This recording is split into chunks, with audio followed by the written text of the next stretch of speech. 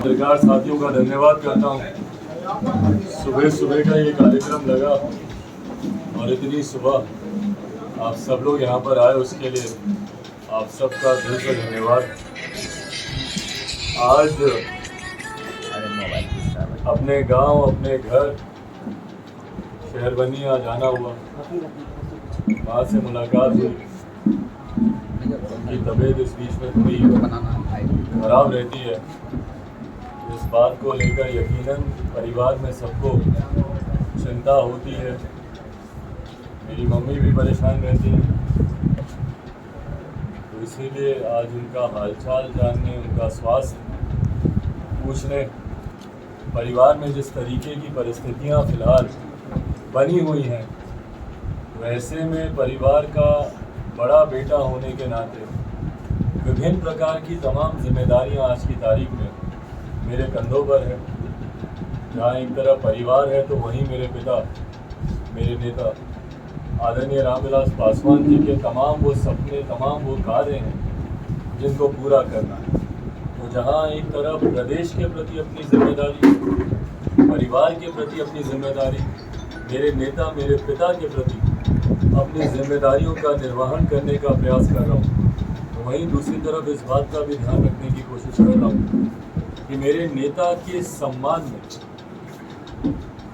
जो कार्य संभवतः राज्य सरकार को करने चाहिए थे, लगभग आज उनके निधन को 1.5 साल हुआ।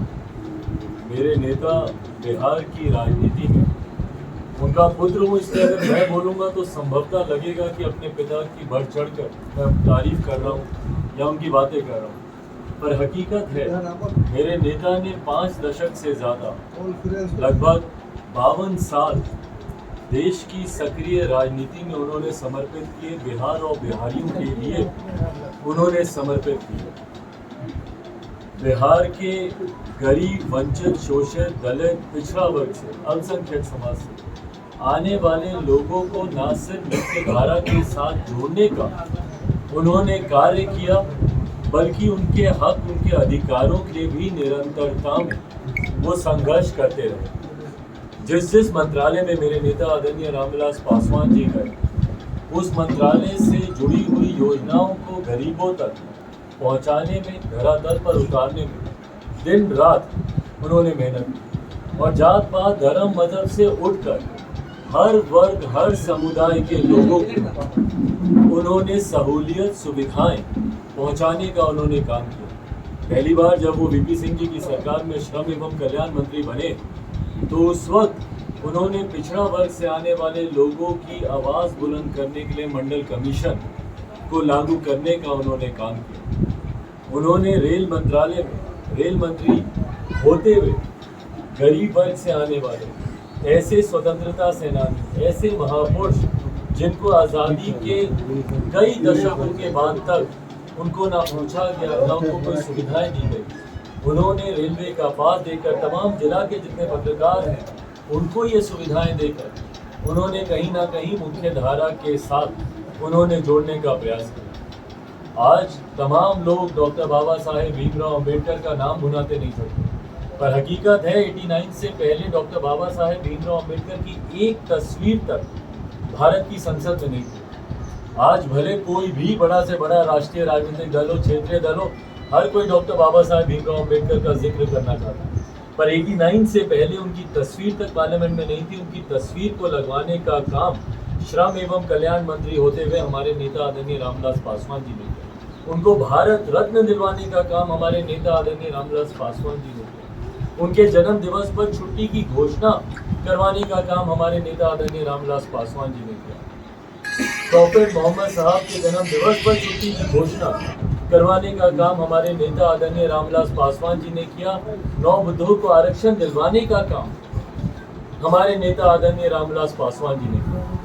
ना उन्होंने कभी जाति देखी, ना उन्होंने कभी धर्म देखी। आज तमाम लोग जो श्रेय लेते हैं भैया ऊंची जाति के गरीब लोगों को आरक्षण दिलवाने का, सबसे पहले इसकी आवाज़ भी हमारे नेता आदरणीय रामविलास पासवान जी ने उठाई। लोक जनशक्ति पार्टी का गठन सन 2000 में हुआ। पार्टी के संविधान में इस बात का जिक्र है कि ऊंची जाति से आने वाले गरीब लोगों को भी आरक्षण का लाभ मिले, उनको भी जोड़ा जाए, ताकि गरीबी अपने में जो एक बड़ी जाति है उस वर्ग से आने वाले लोग मुख्य धारा के साथ जुड़ सके। तो हमारे नेता आदरणीय रामविलास पासवान जी ने जात पात धर्म मजहब तमाम चीज़ों से उठकर हमेशा बिहारियों के विकास की उन्होंने सोच रखी। कम्युनिकेशन में गए, आज तमाम लोग जो हाथ में मोबाइल फ़ोन लिए घूम रहे हैं, वीडियो रिकॉर्डिंग, कैमरा से फ़ोटो खींचना, इंटरनेट, ये सोच हमारे नेता आदरणीय रामविलास पासवान जी का। आप सबको याद होगा जब वो कम्युनिकेशन मिनिस्टर थे, उस वक्त उन्होंने एक बयान दिया था और उस बयान का लोगों ने खूब मजाक उड़ाया था। विपक्ष के नेताओं ने हमारे नेता का उस वक्त मजाक उड़ाया था ये कहकर, जब हमारे नेता ने कहा था कि मैं एक ऐसे दिन की कल्पना करता हूं जब हर रिक्शा वाला, ठेला वाला के हाथ में मोबाइल फोन। उन्होंने कहा था कि मैं चाहता हूं कि एक दिन ऐसा आए कि बैगन के भाव मोबाइल फोन के, और आज वो हकीकत है। गरीब से गरीब आदमी के हाथ में आज मोबाइल फोन है, इंटरनेट की सेवाएं इस्तेमाल करते हैं। आप सब कई ऐसे पोर्टल वाले चैनल जिनकी न्यूज़ वो लोग मोबाइल पर देखते हैं। ये सोच गरीबों को मजबूत करने की, सशक्त करने की सोच हमारे नेता आदरणीय रामविलास पासवान जी। और तो और आज जो देश में 81 करोड़ लोग मुफ्त का राशन खा रहे हैं, उनको मुफ्त के राशन की योजना से जोड़ा गया। मुझे पता है भैया, मेरे नेता, मेरे पिता की तबीयत खराब थी, पर उन्होंने अपने स्वास्थ्य की चिंता किए बगैर, उनको चिंता इस बात की थी, जब पहला लॉकडाउन लगा था वो तस्वीरें उनको विचलित कर दी थी, जब तमाम मजदूर दूसरे प्रदेशों में रह रहे बिहारी सैकड़ों हजारों किलोमीटर की यात्रा पैदल कर कर अपने गांव, अपने प्रदेश वापस आने के लिए मजबूर थे। उनका काम धंधा बंद हो गया। उस वक्त मेरे नेता को चिंता इस बात की थी कि ये लोग आ तो रहे पर ये लोग खाएंगे क्या। रोज कमाने, रोज खाने वाला मजदूर जब उसका काम बंद हो गया तो वो कमाएगा कहाँ से और खाएगा कैसे, परिवार का पालन पोषण कैसे करेगा। मुझे पता है कि दिन रात अधिकारियों के साथ बैठकर खराब स्वास्थ्य में भी उन्होंने इस योजना को तैयार किया, और अगले दिन सुबह उठते ही प्रधानमंत्री जी को फोन किया, उनसे मिलने का समय मांगा, मिलने गए और उनके सामने प्रधानमंत्री गरीब जन कल्याण अन्न योजना का उन्होंने निर्माण किया, जिसके तहत ऐसे लोग जो संभवतः खाद्य सुरक्षा कानून से नहीं जुड़े हुए, किसी कार्ड धारक नहीं है, जिनको राशन का लाभ नहीं मिल पा रहा पर गरीब परिवार से आ रहे, ऐसे 81 करोड़ लोगों को मुफ्त में राशन मिले, इस योजना का उन्होंने निर्माण किया। बिहार में भी काफ़ी विवाद हुआ था। लगभग 15 लाख के करीब ऐसे नाम थे जिनकी सूची राज्य सरकार ने हमारे नेता को मुहैया, उनके विभाग को मुहैया नहीं कराई। उस वक्त के तत्कालीन इस विभाग के जो मंत्री थे उनसे काफ़ी बहस हुई इस चीज़ों को लेकर, परंतु गतवा बिहार के भी लगभग 15 लाख ऐसे लाभार्थी हैं जिनके नाम को इस योजना के साथ जोड़ा गया। तो एक ऐसा व्यक्ति जिन्होंने अपनी अंतिम सांस तक देशवासी, बिहारवासी और गरीब लोगों के जिन्होंने काम किया, आज उनके निधन को लगभग 1.5 साल होने को आए, और इन 1.5 सालों में राज्य सरकार के द्वारा उनके सम्मान में, मतलब कोई बड़ा कार्य तो छोड़ दीजिए, कोई एक छोटा कार्यक्रम तक उन्होंने करना जरूरी नहीं समझा। निरंतरता में हम लोगों ने राज्य सरकार, मुख्यमंत्री नीतीश कुमार जी से हम लोगों ने आग्रह किया कि भैया उनकी प्रतिमा लगनी चाहिए। प्रतिमा एक सांकेतिक सम्मान होता है। तमाम महापुरुषों की प्रतिमा लगाई जाती है ताकि आने वाली पीढ़ी उनको, उनके द्वारा किए गए कार्यों को याद रखे।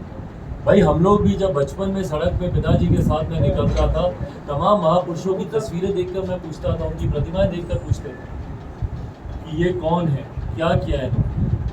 ये एक सांकेतिक सम्मान होता है जो बार बार हम लोगों ने आग्रह किया राज्य सरकार, मुख्यमंत्री नीतीश कुमार जी से, और मुख्यमंत्री नीतीश कुमार जी ने ना उनकी बरखी ना उनकी पुण्यतिथि पर आना, उनके पार्टी के नेताओं ने आना तक ज़रूरी नहीं समझा। तो उनके सम्मान में कोई ऐसा कार्यक्रम वो करें, इसकी कल्पना भी मैं नहीं करता। और इसीलिए क्योंकि हमारे नेता आदरणीय रामविलास पासवान जी को देश का दूसरा अम्बेडकर कहा जाता है, माना जाता है, इसीलिए 14 अप्रैल को डॉक्टर बाबा साहेब भीमराव अम्बेडकर जी की जयंती पर लोक जनशक्ति पार्टी रामविलास हमारे तमाम कार्यकर्ताओं ने, तमाम नेताओं ने ये संकल्प लिया कि हमारे नेता आदरणीय रामविलास पासवान जी की मूर्ति पहले चरण में बिहार के हर एक जिला में लगाई जाएगी और उसके बाद अगले चरण में हम लोग बिहार के हर एक प्रखंड में और उसके बाद संभवतः बिहार के हर एक गांव में उनकी प्रतिमा लगाने का हम लोग काम करेंगे। और इसकी शुरुआत सबसे पहले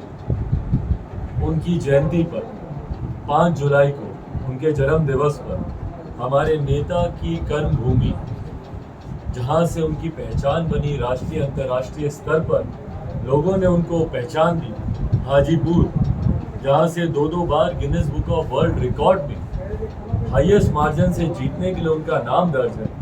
तो सबसे पहले हाजीपुर में उनके जन्म दिवस पर, उनके जयंती के दिन हम लोग उनकी प्रतिमा हाजीपुर में लगाने जा रहे हैं और उसके बाद उनकी पुण्यतिथि पर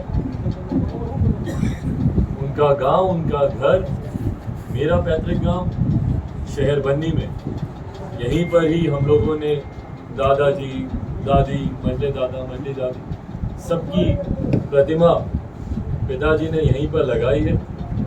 वहीं पर हम लोग चाहते हैं कि उनकी भी एक भव्य आदमकद प्रतिमा यहाँ पर लगाई जाए। और उसी लिए आज जहाँ एक तरफ माँ से मिलना था, इस बीच में थोड़ा समय भी हो गया था, उनसे मुलाकात की, तो उनसे मिलना था और साथ ही में आकर इस बात का निरीक्षण करने का भी ये कार्यक्रम था कि वहाँ पर उनकी कैसे आदमकद प्रतिमा लगे।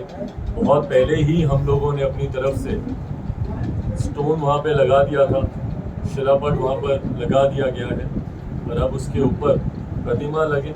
8 अक्टूबर को उनकी पुण्यतिथि पर ये प्रतिमा लगाई जाएगी और उस बीच में बहरहाल अभी हम लोगों ने उस पर काम चल रहा है। प्रतिमा में बीच में भी हम लोग आएंगे, कैसे उसको यहाँ पे किया जाएगा, क्या कार्यक्रम होगा, वो आने वाले समय में तमाम बातें आप सबके पास साझा की जाएंगी। तो आज के आने का यही खास उद्देश्य था। इसके अलावा आप लोगों की कुछ